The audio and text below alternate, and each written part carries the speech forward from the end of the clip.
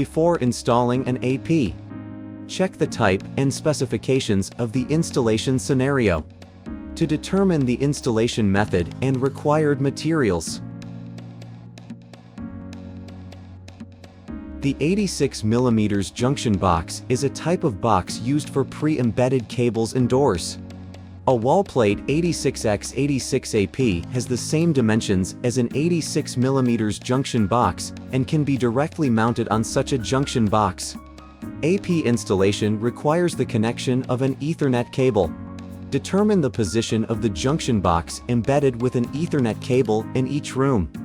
This video provides instructions on how to mount an 86x86 wall plate AP on an 86mm junction box.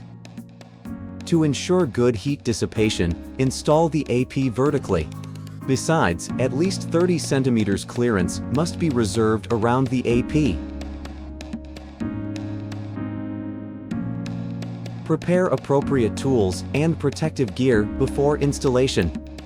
2 screws are required for this installation scenario. Using a screwdriver, remove the panel of the junction box from the wall.